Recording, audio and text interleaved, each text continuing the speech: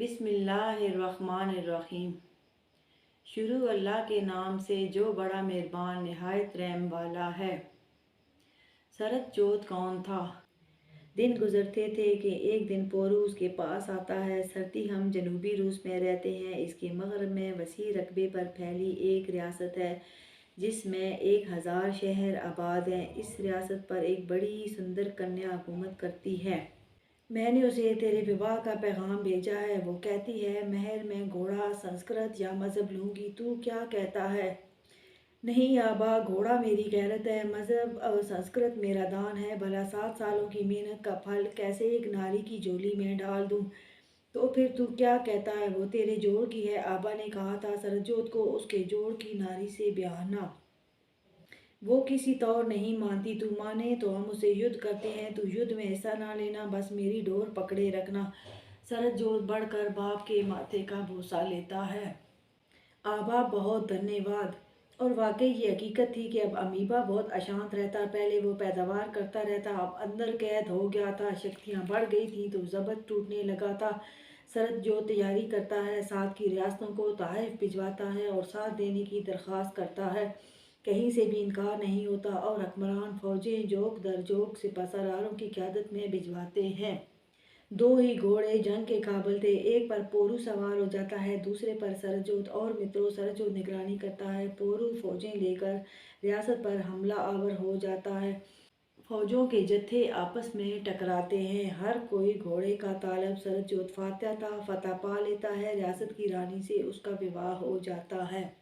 ब्रह्मा को इतला मिली तो वो पशेमान, जबकि अवतार नाराज हुआ। समझाया था कि बेटों को समझाओ, घोड़ा ना मांगे। तेरी पुत्री भी घोड़े पे बह गई कि मैं लूँगी, उसके लिए छोरियों की कमी नहीं, पर तूने ना सुनी। मेरा मन गमगीन कर दिया है तुमने। वो ब्रह्मा से शदीद नाराज था। शरद बेटों का बाप बन गया और कई सालों में ब्रह्मा रोगी हो गया। सरजोत खोले में गया, सीने से लगाया। वो अब इल्म सीमिया का माहिर था। जान गया कि ब्रह्मा को गम है। वो पास बैठकर बदन से खेलता था। ब्रह्मा, मैं सारा इल्म सीख गया, पर लिखना पढ़ना मुझे पसंद नहीं। कि दादा सारी हयाती लिखता और फिर पढ़ता ही रहा। आबा को गिला है कि मेरा प्यार भी लिखत पढ़त ले डूबी। के दादा ने अपने पुत्र को इतना प्यार ना किया जितना वो लिखत पढ़त में लगा देता। तो उस्ताद मोहतरम की मार पिटाई भी मुझे कलम पकड़ना ना सिखा सकी। आप अवतार को मेरी तरफ से पत्र लिख दें, मैं अपनी शनाख्त डाल दूंगा उसमें। ब्रह्मा लिखने बैठ गया। शरत लिखवाने लगा। ए मेरे अमीन निगरान, आपकी निगाहों की ईमानदारी पर सलामती हो। मैं अपने मेज़बान ब्रह्मा को ज़्यादा पसंद नहीं करता कि मुझे इनके आने का धड़का लगा रहता है। ये आते हैं तो फिर समा लेते हैं मेरा, और मैं आबा के साथ ज़्यादा समा रहना पसंद करूं। नाते कारण ब्रह्मा की दिलजोई करना मुझे फ़र्ज लगे है। कई सालों से आपने अमीन निगाहें ब्रह्मा पर नहीं डाली। मैं कहूँ इनसे नाराज़गी ख़त्म कर दें। सरजोत ने अंगूठा लगा दिया। अवतार को पत्र मिला। वो चूम कर निगाहों से लगाता है। धन अनाज लिए ब्रह्मा के पास आता है। वो इसे बाहों में लेकर बहुत प्यार करता है। घोड़ा नस्ल बढ़ती है। सरजोत अब अपनी रियासत की फौज का सिपहसालार था। मित्रों, एक दूसरी रियासत का राजा होता है। वो सरजोत का बड़ा मित्र था। उस पर एक कष्ट आन पड़ता है तो वो मदद कारण सरजोत को बुलाता है। सरजोत को समझ नहीं आती कि वो क्या करे, कि वो बाप से दूर नहीं जाना चाहता। वो अपने आबा से बड़ा प्रेम करता था। वो इस वक्त भी बाप की बाहों में हलकान था। पोरू हिम्मत बंधाता है, जाने की तैयारियां होती हैं, मैं आपको छोड़ के नहीं जाऊंगा।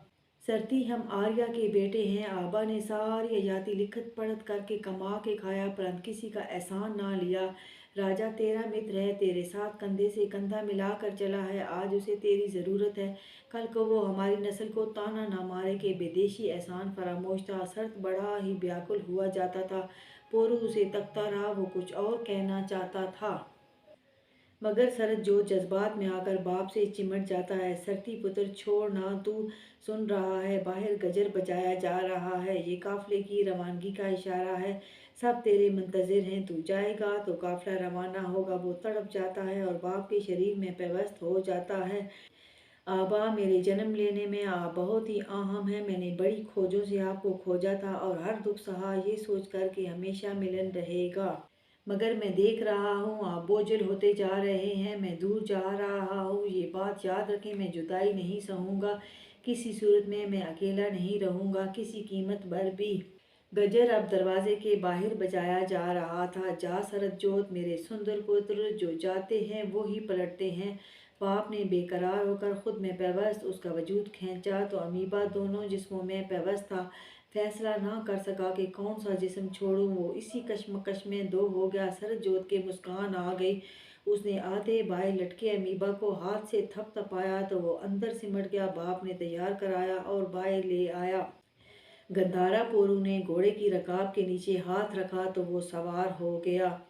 سرد جوت چلا گیا تو گندھارا پورو نڈھال ہو کر زمین پر لیٹ گیا اور کئی دن لیٹا رہا۔ وہ دونوں باپ بیٹا لپٹ کر سوتے تھے تو امیبا دونوں جسموں میں آتا جاتا آنکھ مچولی کھیلتا تھا۔ وہ صبح اٹھتے تو وہ واپس سرد جوت کے جسم میں چلا جاتا کہ وہ اس کا ابدی گھر تھا۔ اب وہ آدھا گندھارا پورو کے جسم میں رہ گیا تو بیاکل بے چین ہو کر روئیں روئیں میں پھیل گیا اور اندر کے سارے حصے کو جکڑ لیا۔ اس سے گندھارا پورو سخت نڈھال ہوا۔ خدمت گار سکھ سیوا کرتے رہے مگر وہ بستر سے اٹھ نہ سکا کہ سرد جوت فاتحہ بن کے لوٹ کر پلٹ آیا۔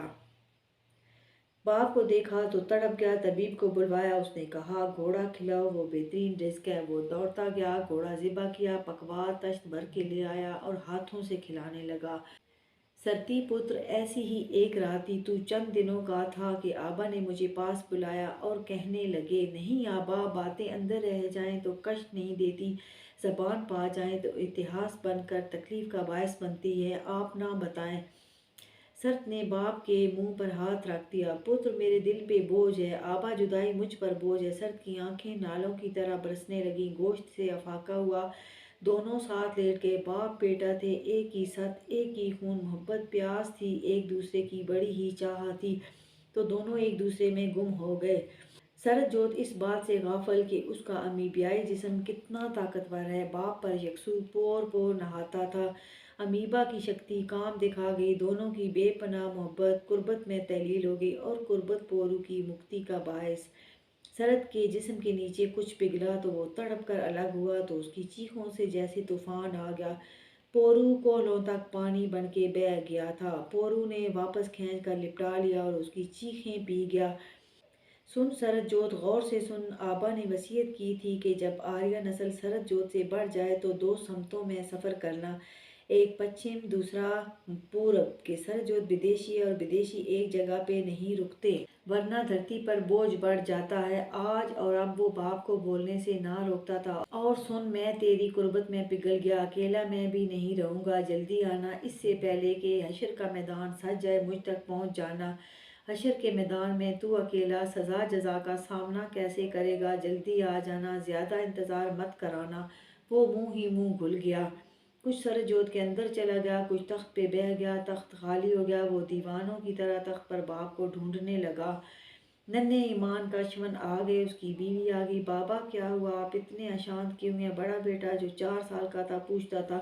وہ کیا بتاتا؟ بیوی بچوں کو ساتھ لپٹا کر گریہ کرنے لگا، ہائے یہ میں نے کیا کیا، ہائے میں نے کیا کر ڈالا۔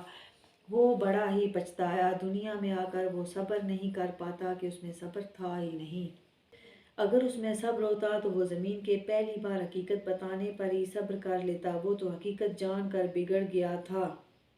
وہ جلد ہی باپ کے پاس جانا چاہتا تھا۔ اس کے پاس گیان تھا جو اسے استاد محترم نے 7 سالہ محنت میں عطا کیا تھا۔ وہ قدم قدم پر اس کی رہنمائی کرتا ہے۔ اسے ایک ایسے شریر کی تلاش تھی جو اس کے امیبیائی جسم کو پگھلا سکے۔ متروں، اس کے لیے اس نے نہ نر دیکھا نہ ناری، تھاں تھاں ملاپ کیے، سب اس کی قربت میں پگھل گئے، ایک وہ ہی نہ پگھل سکا۔ ایمان کشمن کو وہ جلد بیاہ دیتا ہے۔ نسل بڑھتی ہے تو گزرتی عمر کے ساتھ سرد جوت کو کرۂ ارض سمٹتی دکھائی دیتی ہے۔